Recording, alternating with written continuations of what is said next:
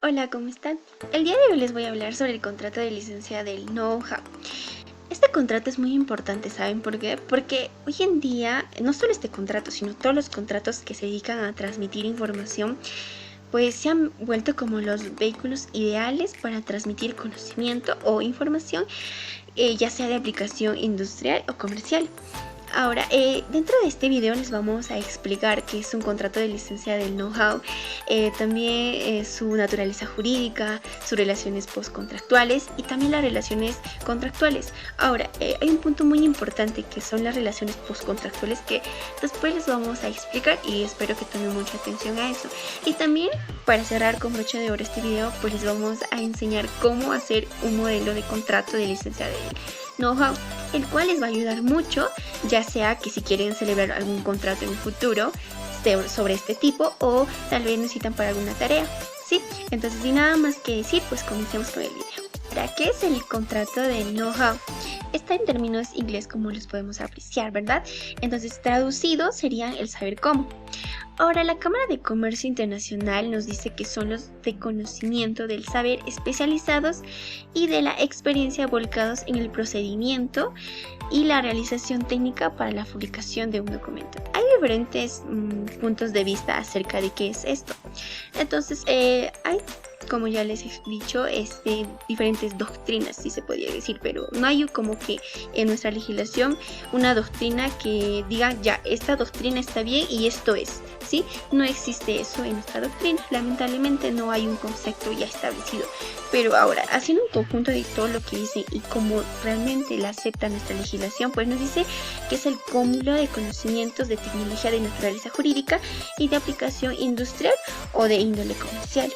Ese es el concepto que nos da más o menos a entender, ¿no? Que el know-how es el conjunto de conocimientos de tecnología, o sea, es todo el conocimiento que tú puedes tener acerca de un tema, ya sea de índole comercial o industrial, ¿sí?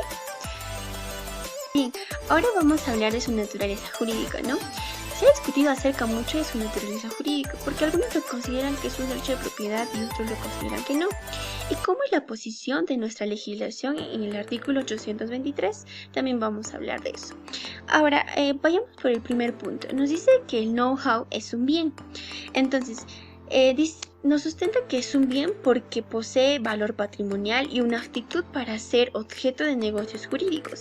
Y también nos dice que es un bien inmaterial, o sea, es una idea, o sea, fruto de la mente humana que pues se puede plasmar en objetos corpóreos, ya sea pues fórmulas, diseños, apuntes o esquemas. Eso es lo que nos sustenta para decir que es un bien. Entonces, en conclusión, nos dicen que es un bien porque posee valor patrimonial. Simple. Ahora nos dice también que es un bien susceptible de dominio. ¿Por qué nos dice que es susceptible de dominio? Pues dice que, o sea, mejor dicho, ¿por qué dice que no es susceptible de dominio? Porque puede ser que tú tengas conocimiento de algo, pero tú no eres el dueño. Así nos dice. O sea, que tú, puede ser que, digamos, yo creé una línea de espejos, digamos. ¿Sí? Una línea de espejos, ¿sí? Pero no poseo el dominio de esto. O sea, sí, yo lo he creado. Es mi secreto industrial, como yo lo he creado. Pero yo no poseo el dominio de esto. Entonces, también nos dice otra postura, que sí constituye un derecho de propiedad. Entonces, no dice que es un derecho de propiedad. ¿Por qué? Porque es un derecho subjetivo y donde el titular pues tiene el derecho de usar esto y que un tercero pues no lo use sin que él no lo autorice, ¿no es cierto? Entonces, porque su know-how es propio, es de él. Es por decir, mi know-how, yo tengo un conocimiento de que este lapicero yo lo he creado, ¿ya? Y este es mi know-how, mi conocimiento. Entonces, un tercero no puede utilizarlo al menos que yo disponga que lo utilice, ¿sí? Ahora también la posición del legislador peruano. ¿Cuál es la posición que establece nuestra legislación peruana? Pues en el decreto legislativo 823 nos dice que lo considera como un bien inmaterial, susceptible a constituirse como un objeto de contrato. O sea que, digamos, yo poseo el conocimiento de este lapicero, ¿ya? Entonces, tú y yo vamos a celebrar un contrato para que yo te transfiera este contrato con sus respectivas obligaciones y sus prestaciones, ¿verdad? De eso nos habla la posición del legislador peruano, pero también nos habla de que no necesariamente puede ser un derecho de propiedad, o sea, no necesariamente, es como que toma en consideración el que sí es un bien, pero también nos dice que no necesariamente es un derecho de propiedad, ¿sí? Ahora vayamos con el siguiente tema. Bien, ahora vamos a hablar de cómo se transfiere este contrato de know-how.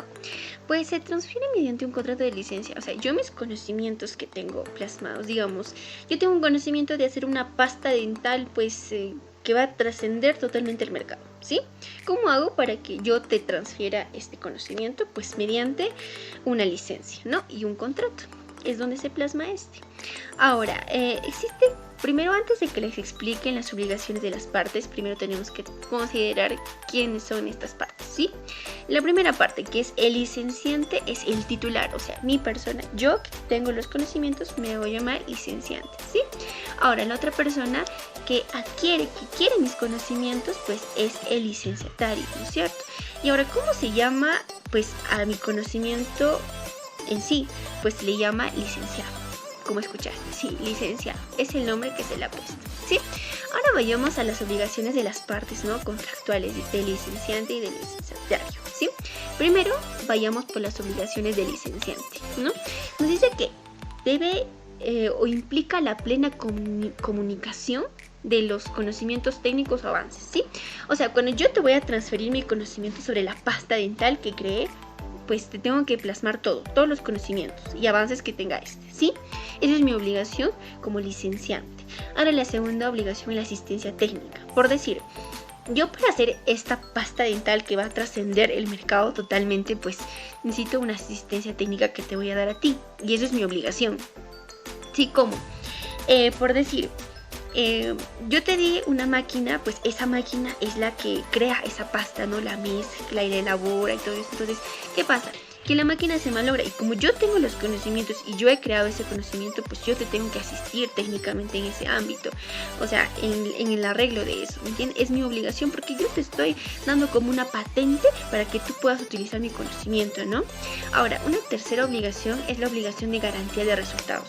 Yo te tengo que garantizar que mi pasta sí va a resultar. Por decir, ¿qué pasa? Que cuando yo no te garantizo mi resultado, por decir, yo te doy esa pasta, esa nueva innovación que se va a realizar, pues, y esa pasta no funciona, hace daño. Pues no, yo te tengo que garantizar como licenciante, como el que está, que creó el conocimiento, pues la garantía de que es una buena pasta y de los resultados por sí. Luego, el pacto de exclusiva. Es decir, que digamos, yo te voy a transmitir mi conocimiento mediante un contrato, ¿verdad?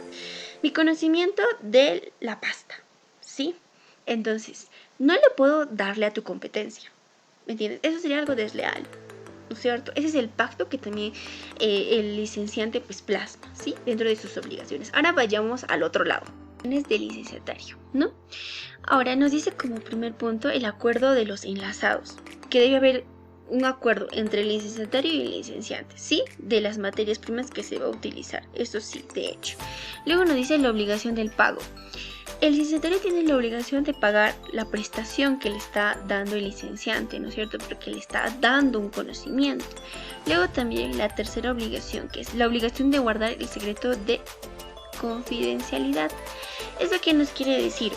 Que si por decir yo le doy mi conocimiento de la nueva pasta que creé a ti, tú no puedes divulgar tal conocimiento porque estamos firmando un contrato de confidencialidad y eso es muy importante y lo vamos a ver posteriormente. También el punto 4, la cuarta obligación, que es la obligación de explotación. O sea, ¿qué nos quiere decir? Que yo debo explotar ese conocimiento, sí o sí. Yo no puedo utilizar pues para guardármelo o para tener, sino es que yo lo estoy requiriendo o lo estoy adquiriendo tal conocimiento para su explotación dentro del mercado, ya sea de índole, como les dije al principio, comercial o industrial, ¿sí? Ahora también nos habla de una obligación al terminar el contrato. ¿Qué nos quiere decir esto? Que la parte, o sea, el licenciante establece obligaciones, ¿no? Al licenciatario después del contrato y este debe cumplirlas. Por ejemplo, una obligación que se puede dar, es decir, terminamos el contrato. Se cumple el contrato, todo genial. Tú me tienes que devolver mis conocimientos. Por ende, todos los conocimientos y avances que se hayan dado en el transcurso que tú también lo has, por decirlo, has utilizado, ¿sí? Todos esos conocimientos me los tienes que devolver. Entonces, por ende, no puede ser que por decir, yo te he dado mi conocimiento de la pasta dental y tú, pues me juegas a la mala. Termina nuestro contrato y sigues usando ese conocimiento. Pues no. Esas cosas no se pueden dar, ¿no es cierto? Entonces son las obligaciones, una de las tantas obligaciones que se puede dar cuando termina el contrato, ¿sí? Y ahora, esas serían las obligaciones por parte del licenciante como del licenciatario, ¿sí? El contrato de know-how, las obligaciones postcontractuales. Para las obligaciones postcontractuales del contrato de know-how tenemos dos opiniones. La primera versa en el hecho de que las obligaciones postcontractuales nacen del contrato. Es decir, si un contrato se rescinde o se resuelve, las obligaciones postcontractuales ya no existirían porque el contrato del cual nacen ya no existe en cuestión. La segunda opinión responde a la fuente de responsabilidades. Esto quiere decir, la fuente de responsabilidades de las obligaciones incumplidas dista del contrato. En ese sentido, si el contrato se rescinde o se resuelve, las obligaciones permanecen vigentes. Los contratos de know-how se rigen por dos principios, el principio de confidencialidad y el principio de no competencia. El principio de confidencialidad trata para todas las licencias, franquicias o colaboraciones en las cuales se manejen información secreta o documentos importantes referentes a la elaboración de un producto. En este sentido, se tiene prohibido el divulgar a terceras personas esta información. De ser así, se va a tomar este acto como un acto desleal y se va a castigar de acuerdo a la ley. Es importante saber que no toda la información viene a ser información confidencial, solo aquella que es o será de dominio público. El principio de no competencia. El principio de no competencia es una cláusula interna generalmente usada en la transferencia de tecnologías, en la cual el ex beneficiario de una transferencia de tecnología no puede competir con su ex licenciante, aprovechando así toda la información a la cual él ha tenido acceso durante esta transferencia.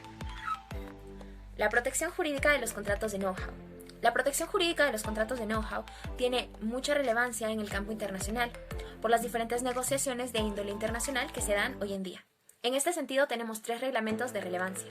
El primero es el reglamento 556/119, en el cual se explica sobre qué materiales o sobre qué cosas puede recaer un contrato de know-how. En estos están las recetas, las fórmulas, los diseños o dibujos y por supuesto los procedimientos detallados de la creación o fabricación de un material. Asimismo, tenemos el reglamento 240/1996, en el que habla respecto a las franquicias. En este sentido, los ex franquiciantes no pueden ser competencia de sus franquicias ni usar la información que ellos han aprendido en dichas franquicias. También tenemos el reglamento 4087-88, que habla específicamente de la transferencia de tecnologías. Dentro del marco jurídico peruano, los contratos de know-how tienen una amplia gama de reglamentos. Sin embargo, vamos a tocar tres importantes. El primero es la Ley de Reprensión de la Competencia Desleal y de la Propiedad Intelectual. El segundo es el Decreto Legislativo número 823-117, donde protege el secreto industrial. Y el tercero es el Decreto Ley 26122, donde protege el secreto empresarial. Para concluir, es muy importante recordar que todas estas cosas sobre las cuales recaen estos reglamentos van a ser protegidos por los mismos mientras se mantenga en secreto o no entre en dominio público. Una vez que estas recetas, diseños, dibujos, fórmulas o procedimientos de fabricación puedan ser reveladas o entren a una esfera de dominio público, ya no tendrán protección por estos mismos reglamentos. Ahora, para finalizar el video, pues vamos a ir a explicarles el modelo de licencia del know-how, ¿sí? Comencemos con esta primera parte, que se ponen los datos de las dos partes que intervienen, sería el licenciante y el licenciatario, ¿sí? Son las dos partes que intervienen en este contrato, como ya anteriormente les he explicado. Luego de que pongamos los datos, pues vamos a poner los antecedentes, el por qué originó que se celebrara este contrato. Y en pocas palabras nos quiere decir que el licenciante ha desarrollado una fórmula de pasta dental para adquirir una mejor calidad diferente a lo de sus competidores y puede entrar de alguna buena manera al mercado. Y el licenciatario pues quiere adquirir este conocimiento, ¿no? Ahora, el objeto del contrato vendría a ser pues la fórmula, el conocimiento de la pasta que tiene el licenciante, ¿sí? Luego vendrían las obligaciones del licenciante, como ya anteriormente en el video les he explicado. Se ponen las obligaciones, luego el pago, ¿no? ¿Cómo se va a realizar el pago, ¿no? Si es en una cuota, en 2 cuotas, en 3 cuotas, eso parte meramente de las partes, o sea, cómo las partes acuerden esto, cómo manifiesten que va a ser el pago y las regalías, ¿no? De este contrato. Luego, como siguiente punto es la duración del contrato, puede ser 1 año, 2 años, según cuanto las partes quieran, ¿sí? Todo el contrato es a según consentimiento de las partes, ¿sí? Luego vamos con la duración, ya les he explicado la duración. Luego vamos con las obligaciones del licenciatario, que también ya les he explicado, ¿sí? Y eso es todo. Firman las dos partes y celebran el contrato de licencia del know-how. Y es así como es un contrato de know-how. Espero que les haya gustado, pues este contrato les voy a dejar el link en la descripción de este video. Espero que me hayan entendido. He tratado de hacerlo lo más didácticamente que se puede hacer. Y pues sin más, les dejo mis redes sociales en la descripción y nos vemos en el próximo video.